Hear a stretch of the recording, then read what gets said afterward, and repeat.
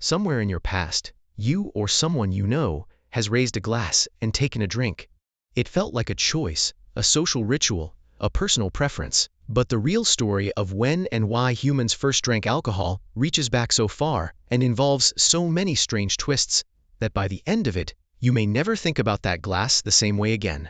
Here's the first thing to understand. Alcohol didn't wait for humans to invent it. It was already here. Fermentation, the process by which yeast converts sugars into ethanol, is one of the oldest chemical reactions on Earth. Overripe fruit ferments naturally wherever it falls. Ancient humans, long before they understood chemistry or biology, encountered alcohol not in a jar or a cup, but in the wild, in partially fermented fruit lying on the forest floor, still sweet, still edible, but subtly transformed. The question isn't really when humans first made alcohol. The question is when they first sought it out deliberately, and why. And the answer to that question goes back much further than most people assume. Primatologist Robert Dudley, studying the behavior of chimpanzees and other great apes in West Africa, has proposed what he calls the drunken monkey hypothesis. Chimpanzees, our closest living relatives, have been observed repeatedly returning to fermenting fruit, seeking it out over fresh fruit in some contexts, consuming it in quantities that produce measurable changes in their behavior. Dudley's hypothesis is that the ability to detect and metabolize ethanol was likely selected for in primate ancestors millions of years ago, long before modern humans existed. The smell of fermentation signals ripe, calorie-dense fruit. Animals that could detect that smell and weren't harmed by the ethanol in partially fermented fruit had a nutritional advantage. In other words, our ancient relationship with alcohol may be older than our species by millions of years. This is where it gets interesting, because humans didn't just inherit a tolerance for alcohol from primate ancestors. A genetic mutation that occurred roughly 10 million years ago, shared by humans, chimpanzees, and gorillas, but not by orangutans or more distant relatives, dramatically increased the efficiency of a specific enzyme called ADH4 that metabolizes ethanol. This mutation happened right around the time when the ancestors of these species were transitioning from tree-dwelling to more ground-level living, where fallen, fermenting fruit would have been encountered far more often. The timing isn't a coincidence. Evolution rewired our ancestors to handle alcohol better, at precisely the moment when exposure to it increased.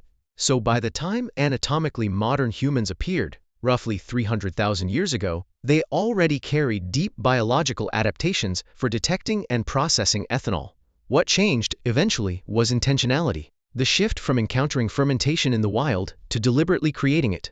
The earliest confirmed evidence of intentional alcohol production comes from a site called Rakafet Cave, in what is now Israel, where archaeologists found residues in stone mortars dating to approximately 13,000 years ago that suggest ancient people were brewing a beer-like beverage made from grain, possibly even before they were farming grain for food. Researcher Li Liu, whose team conducted the analysis, argued that the desire for alcoholic beverages may actually have been one of the early drivers of grain cultivation, inverting the story most people have been taught. In the standard version, humans discovered farming, grew grain as food, and eventually fermented the surplus. But the archaeological record increasingly suggests that fermented beverages came first, or at least alongside, and that the social and ritual demand for alcohol may have been as powerful a driver of the agricultural revolution as the need for bread. This pattern shows up repeatedly across different cultures.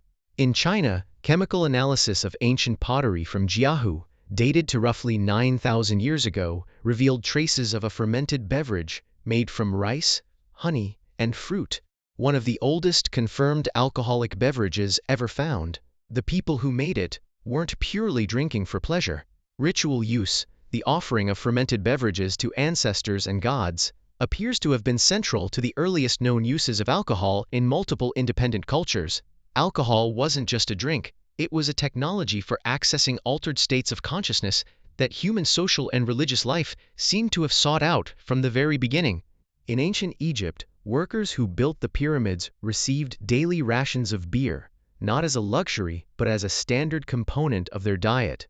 Beer made from grain provided calories, hydration, and, because the brewing process kills many waterborne pathogens, It was actually safer to drink than the Nile water available to most workers. Egyptian doctors prescribed beer as medicine. Egyptian gods brewed it. The word for beer in ancient Egypt, heneket, appears in texts so frequently and across so many contexts that Egyptologist Patrick McGovern, who has spent decades analyzing the chemical residues in ancient vessels, describes ancient Egypt as a civilization that was, in many ways, built on beer. Here's the modern mirror. You live in a world where the relationship between humans and alcohol has been formalized, industrialized, regulated, and debated for thousands of years. But the underlying pull, the combination of social bonding, ritual significance, and the biological footprint of millions of years of primate evolution, hasn't changed much at all. When researchers study why people drink today, the dominant answers are strikingly consistent with what the archaeological record shows: social connection, stress reduction, and the marking of significant moments. The same reasons that drove ancient Egyptians to brew beer, that drove the builders of Stonehenge to consume elaborate alcoholic beverages at ceremonial sites, that drove the earliest farmers to ferment their first harvests, still show up in survey data from people answering questions about why they opened a bottle last Friday. The first drink was a mouthful of overripe fruit taken by a primate ancestor who was simply hungry and found that the fermenting sweetness at the base of a tree was worth coming back to. 10 million years of evolution later, humans formalized, ritualized, and eventually industrialized that same impulse into something you can find in every culture that has ever existed on Earth. Not one human civilization out of every one ever studied has been found to be entirely without alcohol. Every single one found a way to ferment something. Somehow, eventually, somewhere in your past, you or someone you know has raised a glass. Now you know roughly when that story started.